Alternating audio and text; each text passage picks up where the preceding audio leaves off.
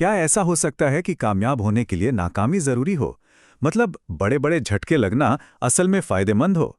सुनने में ये थोड़ा उल्टा लगता है ना? तो चलिए आज इसी बात की गहराई में उतरते हैं और देखते हैं कि हार में जीत का राज आखिर कैसे छिपा हो सकता है। करियर का निर्णायक पहलू। सोचिए, ये शब्द एक ओलंपिक रोवर एनी वर्नॉन के हैं, और उन्होंने ये बात अपनी किसी शानदार जीत के लिए नहीं, बल्कि एक दिल तोड़ देने वाली हार के बारे में कही थी। सवाल यह है कि भला एक हार किसी के करियर का सबसे अहम हिस्सा कैसे बन सकती है? तो चलिए इस बात को और अच्छे से समझने के लिए आपको साल 2008 में लिए चलते हैं, जब एक एथलीट के लिए सब कुछ दांव पर लगा हुआ था। बीजिंग ओलंपिक्स का माहौल, एनी वर्नॉन और उनकी टीम इतिहास रचने से बस कुछ ही कदम दूर थीं। ब्रिटेन के लिए महिलाओं की रोइंग में पहला गोल्ड मेडल जीतने का सपना बिल्कुल सामने था। उम्मीदें अपने चरम पर थीं। लेकिन फिर एक बहुत ही करीबी मुकाबला हुआ, इतना करीबी कि फैसला फोटो फिनिश से करना पड़ा, और नतीजा, चीनी टीम जीत गई। एनी वर्नॉन और उनकी टीम पूरी तरह टूट चुकी थी। जीत के इतने पास आकर हारने का सदमा आप सोच सकते हैं कितना गहरा रहा होगा। लेकिन ये कहानी सिर्फ एनी की नहीं है।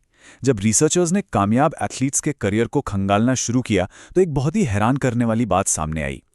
पता चला कि जो चीज़ असाधारण लोगों को बाकियों से अलग करती है वो उनकी जीत नहीं, बल्कि हार के बाद उनका रवैया है। जरा इस स्लाइड पर नजर डालिए। यूके स्पोर्ट की एक स्टडी ने दो तरह के एथलीटों के बीच का फर्क साफ कर दिया। जो असाधारण एथलीट होते हैं उनके लिए झटके मोटिवेशन को और बढ़ा देते हैं। वो उस दर्द को, उस निराशा को एक ईंधन की तरह इस्तेमाल करते हैं। वहीं दूसरी तरफ जो सिर्फ अच्छे एथलीट होते हैं उनके लिए वही झटके हिम्मत तोड़ने वाले साबित होते हैं। तो यहाँ एक बड़ा सवाल उठता है, क्या जीत से बस जरा सा चूक जाना असल में एक बेहतर जिंदगी की तरफ ले जा सकता है? अब जो बात सामने आई वो तो और भी ज्यादा हैरान करने वाली थी। वर्जीनिया यूनिवर्सिटी की एक स्टडी में पाया गया कि 80 साल की उम्र तक गोल्ड मेडल जीतने वालों में से सिर्फ 1/3 ही जीवित थे, जबकि सिल्वर मेडल जीतने वालों में से आधे से ज्यादा लोग जिंदा थे। तो इसका क्या मतलब हुआ? रिसर्चर्स का मानना है कि हार के उस सदमे ने शायद सिल्वर मेडल विजेताओं को जिंदगी में और ज्यादा महत्वाकांक्षी बना दिया। अपने स्पोर्ट्स करियर के बाद उन्होंने ज्यादा मेहनत की, बेहतर सैलरी वाली नौकरियां ढूंढी। और पता है, ये पैटर्न सिर्फ खेलों की दुनिया तक ही सीमित नहीं है। विज्ञान की दुनिया में भी कुछ ऐसा ही देखने को मिला है। एक स्टडी में कुछ जूनियर साइंटिस्ट पर नजर रखी गई, जो अमेरिका के नेशनल इंस्टीट्यूट ऑफ हेल्थ से एक बहुत बड़ी रिसर्च ग्रांट पाने से बस जरा सा चूक गए थे। शुरुआत में तो नतीजे कुछ खास अच्छे नहीं थे। इस नाकामी के बाद 10 में से 1 साइंटिस्ट ने तो रिसर्च की फील्ड ही छोड़ दी। लेकिन कहानी यहीं खत्म नहीं होती। जो लोग डटे रहे, उनके साथ जो हुआ वो कमाल का था। उन्होंने अगले 10 सालों में उन साइंटिस्ट से भी ज्यादा दमदार और प्रभावशाली रिसर्च पेपर पब्लिश किए जिन्हें वो ग्रांट असल में मिली थी।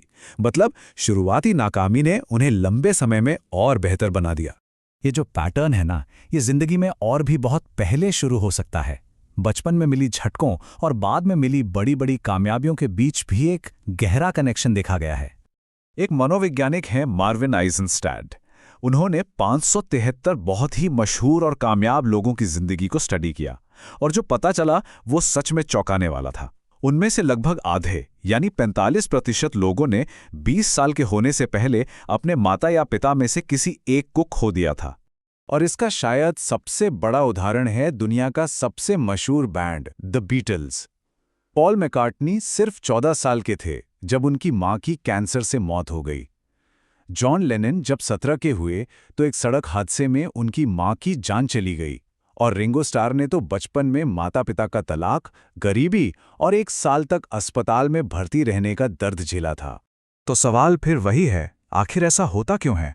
नाकामी, दर्द, सदमे, ये किसी को ज्यादा मजबूत और कामयाब कैसे बना देते हैं? इसका जवाब पता है कहाँ है? बायोलॉजी में।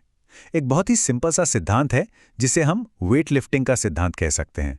आसान भाषा में, मांसपेशियों को मजबूत बनने के लिए पहले टूटना पड़ता है। देखिए होता क्या है, जब कोई वजन उठाता है तो मसल्स में हजारों छोटी छोटी चोटें लगती हैं। फिर हमारा शरीर इन चोटों की मरम्मत करता है, और इसी मरम्मत की प्रक्रिया में मांसपेशियां पहले से ज्यादा ताकतवर होकर उभरती हैं। जिंदगी के झटके भी आप कह सकते हैं कुछ कुछ ऐसे ही काम करते हैं। तो इसका सीधा सा मतलब ये है कि महानता का, कामयाबी का रास्ता बिल्कुल सपाट और सीधा नहीं होता, बल्कि उबड़-खाबड़ होता है। इसी आइडिया पर 2012 का एक रिसर्च पेपर भी है, जिसका नाम है the rocky road to the top.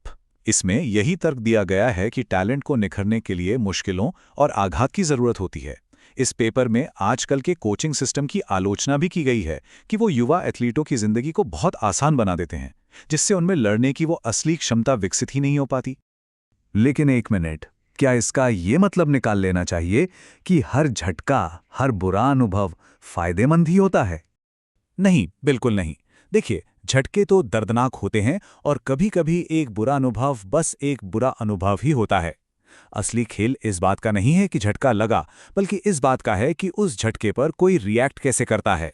क्या उस निराशा को प्रेरणा में बदला जाता है? और शायद इसीलिए महान दार्शनिक फ्रेडरिक नीत्शे ने एक बहुत गहरी बात कही थी, जो हमें मार नहीं सकता, वो हमें और मजबूत बनाता है। इस बात पर सोचना तो बनता है